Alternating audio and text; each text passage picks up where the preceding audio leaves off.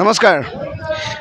আজি কমলপুৰত এক প্ৰকাৰ ক'বলৈ গ'লে জনসমুদ্ৰ আপোনালোকে দেখিব পাৰিছে।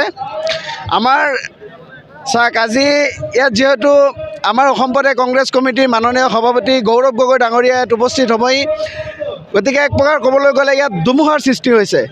মুখ্যমন্ত্ৰী ডক্টৰ হিমন্ত বিশ্ব শৰ্মাকে প্ৰমুখ্যে বিজেপি চৰকাৰখনক যে তীব্ৰ প্ৰত্যাহ্বান জনাব কংগ্ৰেছ নেতৃত্বাধীন গৌৰৱ গগৈ ডাঙৰীয়া নেতৃত্বাধীন কংগ্ৰেছে ইয়াৰ এক প্ৰকাৰ নিশ্চিত হৈছে।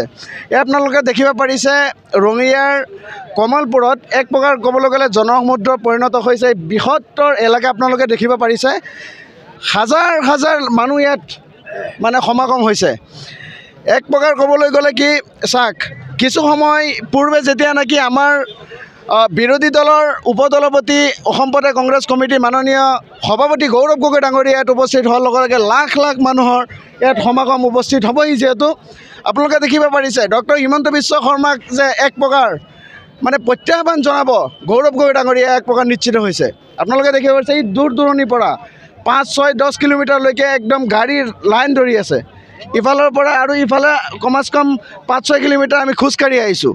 গতিকে এক প্ৰকাৰ ক'বলৈ গ'লে ধুমুহাৰ সৃষ্টি হৈছে। আগন্তুক বিধানসভা নিৰ্বাচনত যে বিজেপি চৰকাৰখনক ধূলিচ্ছাত হ'ব, ইয়াৰ এক প্ৰকাৰ নিশ্চিত হৈছে। সমান্তৰালভাৱে গৌৰৱ গগৈ ডাঙৰীয়াৰ ইয়াত উপস্থিত হোৱাৰ পূৰ্বেই মানুহৰ যি এক উৎসাহ আৰু সমাগম, ইয়াৰ আচলতে এক প্ৰকাৰ ক'বলৈ গ'লে ইয়াত এটা ঢৌ সৃষ্টি হৈছে, কংগ্ৰেছমুখী এক ঢৌ সৃষ্টি হৈছে।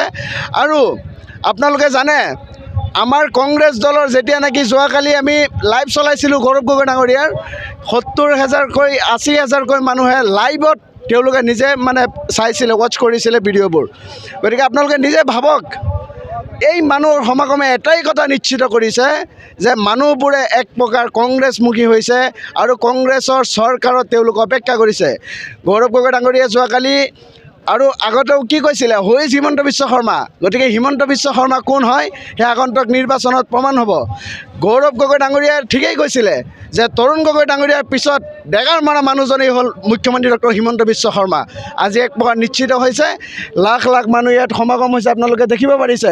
আপোনালোকে এবাৰ চিঞৰি দিয়ে কংগ্ৰেছ জিন্দাবাদ, কংগ্ৰেছ জিন্দাবাদ, গৌৰৱ গগৈ জিন্দাবাদ, কংগ্ৰেছ জিন্দাবাদ, কংগ্ৰেছ জিন্দাবাদ, গৌৰৱ গগৈ জিন্দাবাদ, অসম প্ৰদেশ কংগ্ৰেছ জিন্দাবাদ, ভূপেশ বাঘেল জিন্দাবাদ, ৰাহুল গান্ধী জিন্দাবাদ, প্ৰিয়ংকা গান্ধী জিন্দাবাদ, জিতেন সিং জিন্দাবাদ, কংগ্ৰেছ জিন্দাবাদ।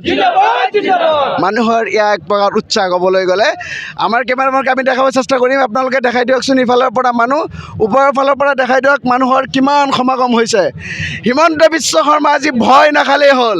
হিমন্ত বিশ্ব শৰ্মা এক প্ৰকাৰ আজি তেওঁ সপোনতে ভাবিব যে কংগ্ৰেছমুখী কিয় হৈছে ৰাইজ।